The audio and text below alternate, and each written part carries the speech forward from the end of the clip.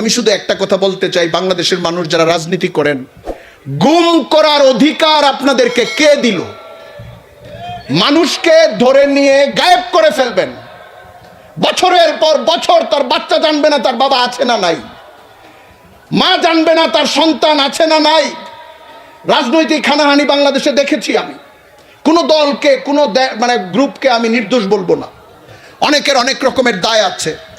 বাহিনী দিয়ে গুম করে মেরে ফেলা, বছরের পর বছর অজ্ঞাত অবস্থায় রেখে দেওয়া আলেমদেরকে, সাধারণ শিক্ষিত মানুষকে, আপনার বিরোধী রাজনৈতিক নেতাকর্মীকে, এই অধিকার এবং এই কালচার বাংলাদেশে আপনি কেন চালু করলেন? কোন নৈতিকতাবাদী, মানবিকতাবাদী, রসুলের উম্মত যদি বলে নিজেকে, মাঝে মাঝে তো আপনারা মদিনা সনদকেও ব্যবহার করছেন দেখছি আমরা, মাঝে মাঝে ইসলামের কথা মিষ্টি মিষ্টি সুরে বলছেন। ন্যূনতম ইসলাম যার ভেতরে থাকবে, কোনো মানুষকে থাপ্পড় দিলে থাপ্পড়টা ফেরত নিতে হবে, জুলুম করলে জুলুমের জন্য মাফ চাইতে হবে। আপনি যদি মৃত্যুদণ্ডযোগ্য কোনো অপরাধ কেউ করে, বিচারে প্রমাণিত হয়, আপনি মৃত্যুদণ্ড দিবেন, লাশটা আত্মীয়কে বুঝায় দিবেন, জানাজা দাফন সে করবে। আপনি যাদেরকে গুম করে হত্যা করেছেন তারা তো এখনো জানে না তার লাশ কোথায়। আপনি যাদেরকে 10 বছর আটকে রেখেছেন, ফ্যামিলিগুলো শুধু কেঁদেছে, এখন কেউ কেউ বের হয়ে এসেছে, ফ্যামিলিগুলো মনে হয় যে মরা একটা লাশ পেয়েছে, কবরস্থান থেকে ফেরত মানুষ পেয়েছে। আজকে দেশ যারা চালাচ্ছেন, আগামীকাল যারা চালাবেন, এগুলির কঠিন বিচার করবেন এবং নিজেরা এই অপরাধ থেকে মুক্ত থাকবেন। মানুষের মানবিকতা হরণকারী এত বাজে কোনো কালচার রাজনীতিতে চালু করা উচিত না, যেটা উত্তর সামনে আরো ভয়ঙ্কর দিকে নিয়ে যায়। এটা একটা বাজে কালচার। আমি আগে রাজনীতিতে মারামারি দেখেছি, গুলাগুলি দেখেছি।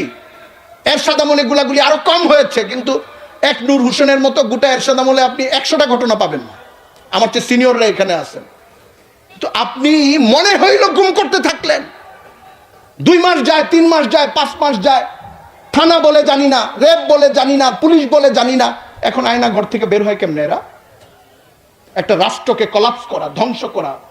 আপনি কোটি কোটি টাকাও যদি এই রাষ্ট্র আয় করে, নতুন উন্নতি করে, কিন্তু ভেতরে যদি মানবিকতার চেহারাটা এত খোলস, এত দুর্বল হয়, ওই দেশটা টিকে থাকা কঠিন হয়ে যায়, ওই দেশে পারস্পরিক সম্পর্ক সুন্দর থাকা কঠিন হয়ে যায়। আমরা রসুলের আদর্শ, রসুলের সুন্নত, সৌন্দর্য, মহাব্বত, ভালোবাসা, এটার আদলে দেশ গড়ে উঠুক, এটার আকাঙ্ক্ষা করব। অন্তত সর্বনিম্ন কাজ হলো জুলুম করব। জুলুম করলে মাফ চাইব, দুনিয়াতে বিদায় হওয়ার আগে মাফ চেয়ে নেন। কারো প্রতি জুলুম হয়ে গেছে, টাকা পয়সা ছিনতাই করছেন, নিছেন, আরে ভাই লজ্জা ভাইয়া মাফ চেয়ে নেন। পরকালের জবাবদিহি তার চেয়ে দুনিয়ার পায়ে ধরাটা অনেক সহজ। আল্লাহ তাআলা আমাদেরকে নবী করিম সাল্লাল্লাহু আলাইহি ওয়াসাল্লামের আদর্শ অনুসরণ করার, তাকে মহাব্বত করার, তার প্রতি পূর্ণ ঈমান রাখার, আল্লাহর প্রতি ঈমানের পাশাপাশি তৌফিক দান করুন। আমরা যারা মুসলিম, নবী করিম সাল্লাল্লাহু আলাইহি ওয়াসাল্লামের সঙ্গে সম্পর্কের প্রথম সূত্র হলো, প্রধান সূত্র হলো, গুরুত্বপূর্ণ সূত্র হলো নবীর প্রতি আমার ঈমান। লা ইলাহা ইল্লাল্লাহু মুহাম্মাদুর রাসূলুল্লাহ। আমরা খেয়াল করি না, পুরা কালিমার মধ্যে 2টা অংশ আছে। এক, আল্লাহ ছাড়া কোনো মাবুদ নাই, মুহাম্মদ সাল্লাল্লাহু আলাইহি ওয়াসাল্লাম আল্লাহ তাআলার রাসূল। এই 2টা অংশকে কোনো মানুষ যদি ভাগ করে ফেলে, পরের অংশটাকে অপ্রয়োজনীয় মনে করে, সে মুসলিম না, সে ইসলাম গ্রহণ করে নাই।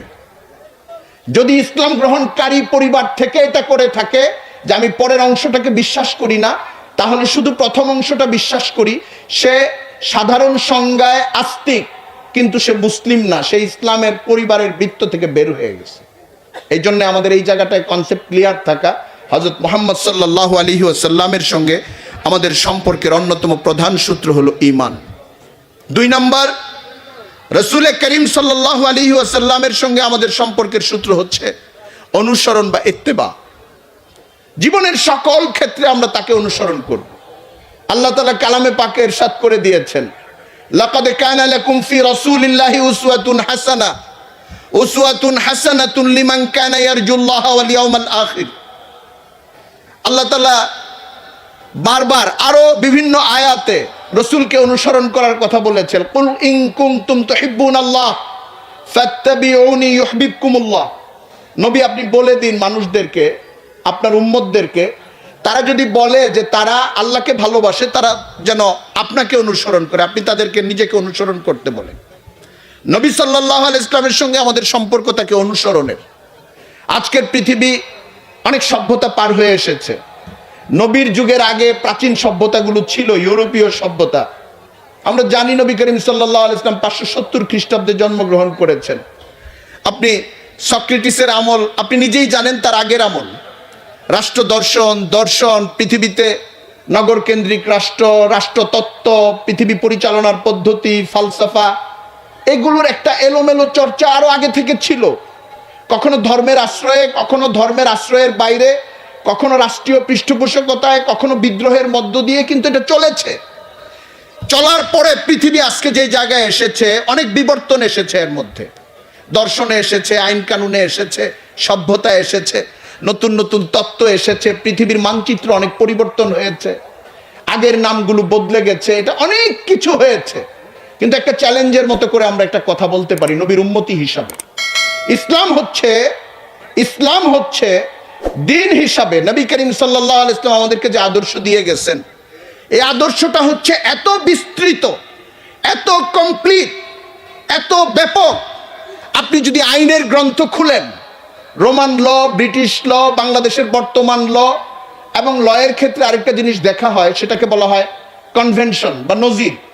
একটা রায় দেওয়ার সময় বিচারপতিরা বলে যে ব্রিটিশ সুপ্রিম কোর্টে তো এই ধরনের মামলায় এই রায়টা দিয়েছে, ইন্ডিয়ার উচ্চ আদালতে এই রায় দিয়েছে, মানে যেটা আপনার বইয়ে এখন নেই, কিন্তু ওই ধরনের সিমিলার কেসে আশেপাশের দেশগুলোতে কি রায় দেওয়া হলো এটাও বিবেচনা করা হয়।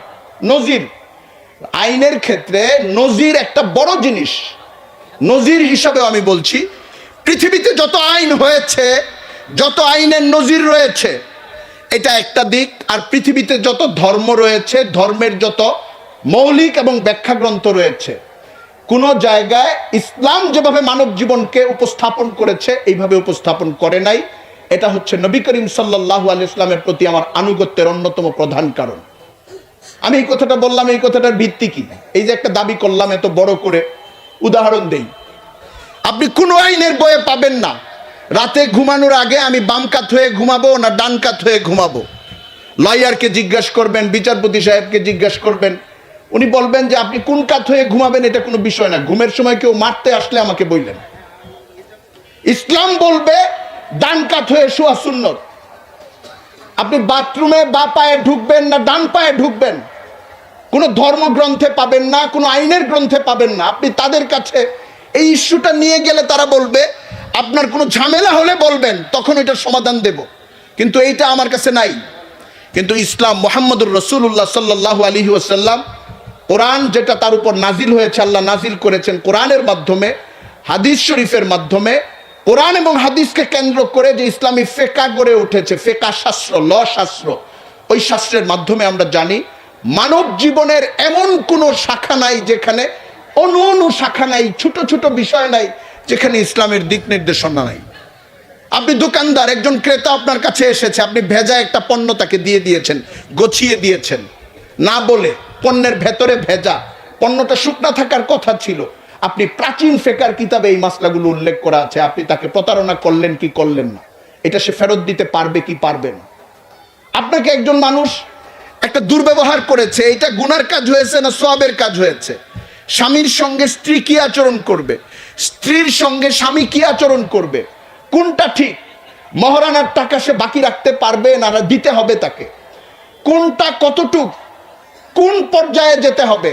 আপনি একটা মানুষের জীবনের নানান প্রান্ত, শিক্ষক হিসাবে, ছাত্র হিসাবে, পিতা হিসাবে, সন্তান হিসাবে, ক্রেতা হিসাবে, বিক্রেতা হিসাবে, রাষ্ট্র শাসক হিসাবে, শাসিত হিসাবে, নাগরিক হিসাবে, আপনি প্রতিবেশী হিসাবে, ভাই ভাইয়ের হিসাবে, পথচারী হিসাবে আরেকজন মানুষের সঙ্গে আপনি কিভাবে চলবেন? আপনি ইসলামের মধ্যে যান, কোনো কাল্পনিক কথা না, মসজিদের ইমাম সাহেব বানিয়ে বানিয়ে বলবে না, হাদিসের বর্ণনা পাবেন, হয়তো কোরআন শরীফের বর্ণনা পাবেন, ফিকহের কিতাবের বর্ণনা পাবেন। এত বিশ্লেষিত, আবার বলছি আমি, এত বিস্তারিত, কোন আচরণটা খারাপ, কোন আচরণটা সওয়াবের, কোন আচরণটা গুনাহের, কোন আচরণটার জন্য আপনার কাফারা দিতে হবে, কোন কথাটা গীবত হিসাবে গণ্য হবে, কোনটা মারাত্মক কবিরা গুনাহ। অথচ এটা আল্লাহর সঙ্গে আপনি নাফরমানি করছেন না। সামাজিক জীবনেরই বিভিন্ন বিধান নিয়ে ইসলাম এত ডিটেলস বিধান দিয়ে রেখেছে।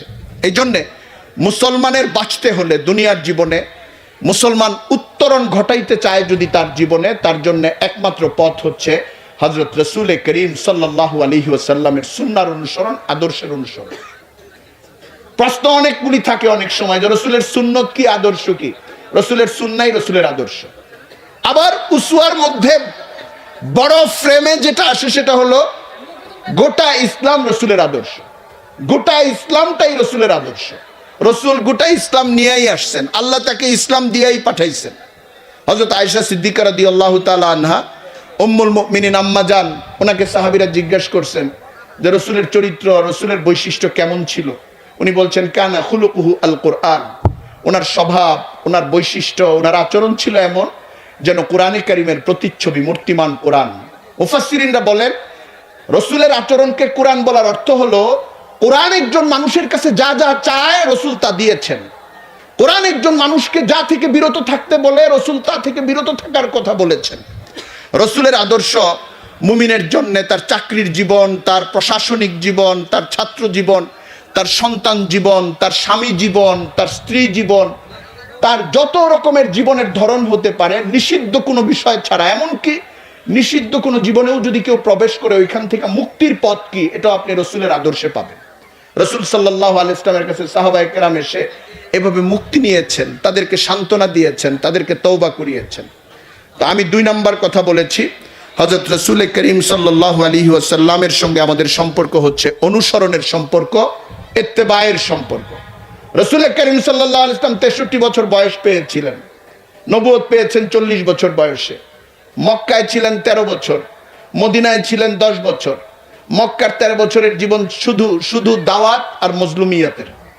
ঘুরে দাঁড়ানোর কোনো সুযোগ ছিল না, আল্লাহর পক্ষ থেকে অনুমতি ছিল না, নির্দেশ ছিল না। উনি নিজে মার খেয়েছেন, সাহাবায়ে কেরাম মার খেয়েছেন। আর মদিনার যুগে যখন হিজরত করে উনি চলে গেছেন, মুসলমানদের ঘুরে দাঁড়ানোর একটা নতুন যুগ শুরু হয়েছে, কারণ আল্লাহ নির্দেশ দিয়েছেন। প্রতিরোধের লড়াই শুরু হয়েছে তখন। 10 বছরে জাজিরাতুল আরব, আরব ভূখণ্ড, উপদ্বীপ, বদ্বীপ যেটাকে বলা হয়, আপনি এইদিকে লোহিত সাগর, ওইদিকে ইয়ামান, ওমান, আর ওইদিকে ইরানের মাঝখানে যে নদীটা উপসাগরের মতো খালিজ বলা হয়, এই অংশটা বাদ দিয়ে ইরাকের সঙ্গে তো সীমান্ত মিলে কুয়েতের সঙ্গে, কিন্তু মানচিত্রটা এমন একটা অংশ ভূমি মিশ্রিত, বাকি চারদিকে সমুদ্র বা পানি। এই গোটা অংশটাই প্রায় বেশিরভাগ রাসূল করিম সাল্লাল্লাহু আলাইহি ওয়াসাল্লামের মদিনার 10 বছরের শেষ দিকে তার হাতে চলে আসে। কেমনে চলে আসে? তলোয়ারের জুড়ে, অস্ত্রের জুড়ে, ইসরায়েলের মতো বোমা মারতে মারতে। মার্কিন সিনেটর এবং কংগ্রেসম্যানরা বড় বড় বাজেট পাশ করেন, আর এত অস্ত্র আগামীকাল সাপ্লাই দেওয়া হবে, আগামী মাসে এত অস্ত্র সাপ্লাই দেওয়া হবে। আর গাজা শহরটাকে, গাজা সিটিটাকে, গাজা জনপদটাকে সারা পৃথিবীর চোখের সামনে, সভ্যতার চোখের সামনে, যেখানে যন্ত্র নিয়ে মানুষ বড়াই করে, সভ্যতা নিয়ে বড়াই করে, মানবাধিকার নিয়ে বড়াই করে, দিনের পর দিন শুধুই বর্বরতা, শুধুই হত্যাকাণ্ড। পৃথিবীতে যারা মানবাধিকারেরও নেতৃত্ব দেয়, আবার মানুষকে ধ্বংসের নেতৃত্ব দেয়, এইভাবে রাসূল করিম সাল্লাল্লাহু আলাইহি ওয়াসাল্লাম একটা জেহাদেও অমানবিক কোনো আচরণ করেন নাই, সব সময় মানবিক আচরণ করেছেন। উনি গোটা জীবনটাকে সাজিয়েছেন, সাহাবায়ে কেরামের সামনে আদর্শটা তুলে ধরেছেন যে উনি কমপ্লিট নরম একজন মানুষ ছিলেন। যখন জিহাদের ময়দানে ছিলেন তখন উসুল পাসন্দ ছিলেন, নীতি ছিল কোনো জুলুম যেন না হয়।